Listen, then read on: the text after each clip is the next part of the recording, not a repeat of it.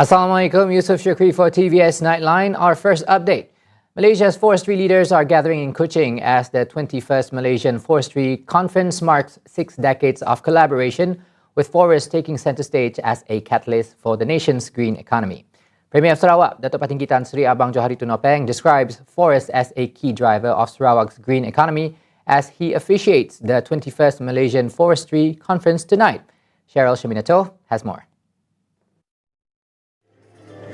All right, thank you, Yusuf. Sarawak is redefining the value of its forests. I think with early tonight, the launch of the conference with Sarawak Premier Datuk Patinggi Tan Sri Abang Johari Tunopeng, stating that the state's greatest natural asset is no longer timber alone, but its ability to produce clean oxygen and also drive the green economy.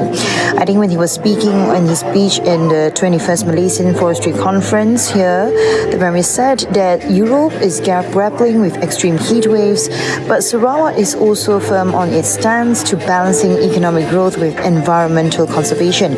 And that is why tonight also via scientific research, we have been seeing also 4 memorandum of understandings between research institutes as well.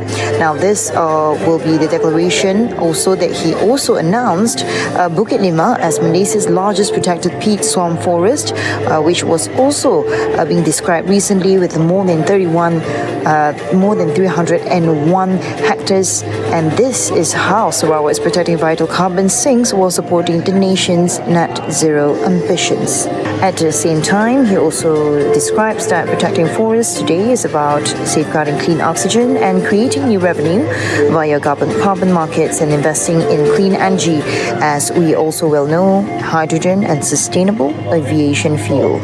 As well, this will mark another milestone in our state's conservation efforts and seem to see also a huge collaboration between Sabah and Peninsular Malaysia. Over to you, Yusuf.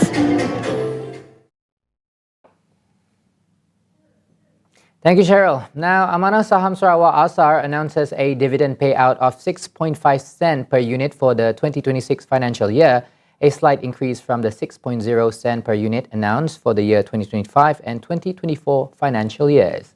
Premier Abang Johari says ASSAR recorded strong performance for 3 consecutive years after undergoing a major reconstructing.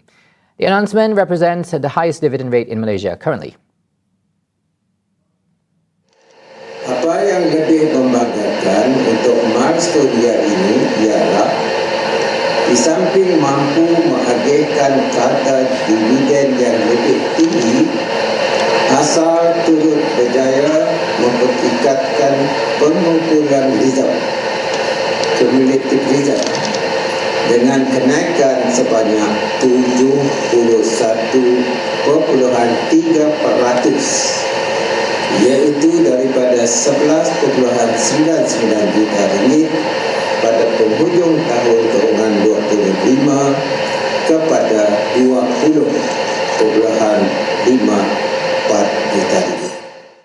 ASSAR also recorded distributable income of 39.65 million ringgit, thus creating a surplus income of 20.54 million ringgit, which will be set aside as reserves to support the fund's performance in the future.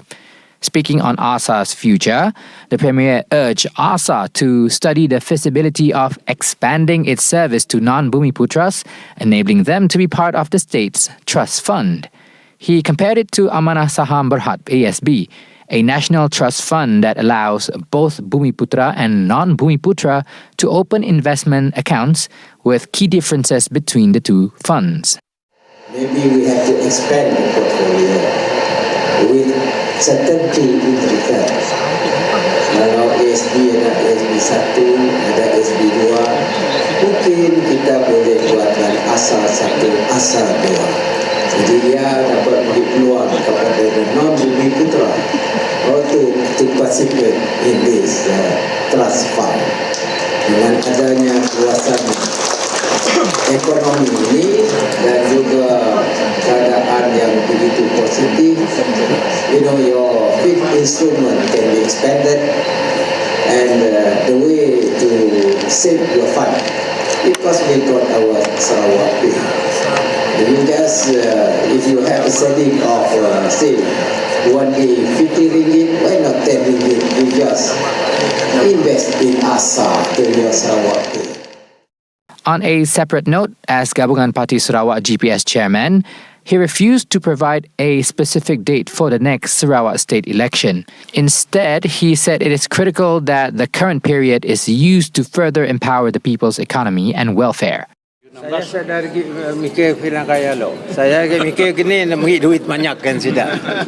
Mungkin dengan rakyat dapat bersama-sama dalam pembangunan kita yang rancak ini. Jadi fikiran saya dah masuk pilihan rakyat. Ini saya tahu. Mungkin ujungnya dah sampai lah. Ya, bulan Februari bah. Nampak nak gagal.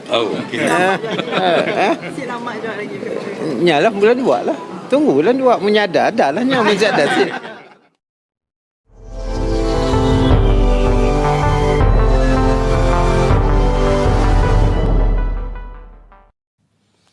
As the US continues to target Iran with military airstrikes launched from bases in neighboring countries, Iran has responded with counterattacks using simpler missiles that it claims are much easier to produce, allowing it to sustain its defensive. Yet the conflict continues to disrupt the global energy supply chain. US President Donald Trump has shown no indication of halting the offensive, nor has Iran, and courtesy of RT International, Professor Naim Joseph Salem of the Lebanese Army Military Academy says Iran will not stop as long as it is defending itself against what it describes as aggression. There is no, as we speak, there is no end in sight to the series of confrontation between the United States and Iran. Even if President Trump decides to get out of this confrontation with Iran, which for his own interest as president and for his own party, the Republican Party, which has been increasingly on the retreat in American public opinion polls. Netanyahu, for his part, have been seeking to push Mr. Trump and the United States into ongoing, endless confrontation with Iran or attacks on Iran to serve Netanyahu's interests and Israeli interests. The war with Iran is not in the interest of the US, he adds, be it for the short term or long term, as proven by outcries of protests by Americans against the war. Should the US or Israel continue their barrage of attacks, Naim states, Iran will be able to withstand it without being defeated. Iran, even though it is much smaller than the United States and its resources are also smaller compared with the US, but because it is in a defensive mode, not an offensive mode like the United States, it can withstand a long-term onslaught on it without getting defeated. Meanwhile, the European Union EU on Monday officially launched the Team Gaza initiative, bringing together $1 billion in financial contributions to support early recovery efforts in the Palestinian enclave.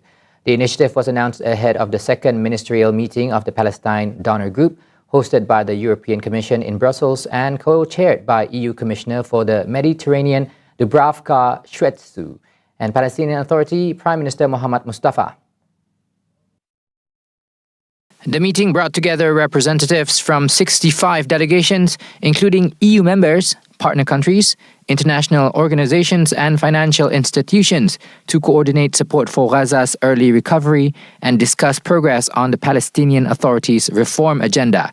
The quote, Team Gaza initiative brings together contributions from the European Commission, European Investment Bank, World Bank, and governments including Spain, Denmark, the United Kingdom, Germany, Norway, Finland, Italy, the Netherlands, France, Japan, Switzerland, Sweden, and Belgium.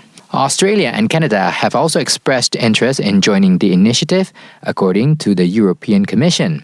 The EU says the initiative aims to coordinate early recovery projects in Gaza in line with the Gaza Peace Plan and UN Security Council Resolution 2803 while complementing broader international efforts. Malaysia and Singapore will finalize the master plan for the Johor Singapore Special Economic Zone or JSSEZ in the near future and welcome the progress made on the initiative, says Prime Minister Datuk Seri Anwar Ibrahim. On X, Anwar, who is also the Finance Minister, says he paid a courtesy call on Singapore President Tharman Shanmugaratnam, during which they exchanged views on Malaysia-Singapore relations, regional developments and various issues on mutual interests. Tharman is on a 3-day state visit to Malaysia from July 13th to 15th at the invitation of His Majesty Sultan Ibrahim, King of Malaysia. Their discussions, Anwar says, also touch on the positive progress in efforts to resolve several outstanding matters. Both sides reaffirmed their commitment to continue resolving any remaining issues through constructive negotiations, guided by the spirit of mutual respect and understanding that we have jointly agreed upon. Anwar also expressed hope that Malaysia-Singapore relations would continue to be strengthened based on trust, mutual respect and shared benefits for the prosperity and well-being of the people of both countries. As Malaysia prepares to host the 34th SEA Games in 2027, the country has officially unveiled the theme, logo and official mascot, dubbed Tuah. Hosting the Games will mark a historic milestone as it is the 7th time Malaysia has been honoured to host Southeast Asia's largest sporting event since 1965. Minister of Youth and Sport Dr. Muhammad Taufik Johari says the theme, celebrating unity, was chosen to uphold the spirit of regional solidarity, using sports as a platform to connect the people of ASEAN.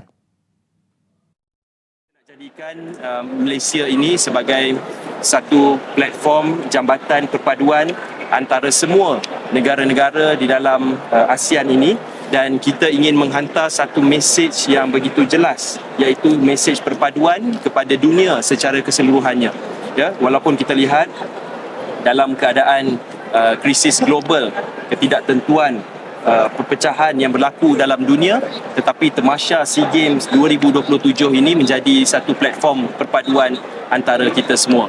Sebab itu, as per a prior agreement, Sarawak will host the opening ceremony in Kuching, while also playing host to several major sporting events during the Games. Meanwhile, the mascot's name Tuah was chosen to reflect togetherness, unity, aspiration, and harmony, the 4 core values expected to anchor the Games. The launch in Putrajaya was also attended by Sarawak's Minister for Youth, Sports and Entrepreneur Development, Datuk Seri Abdul Karim Rahman Hamzah.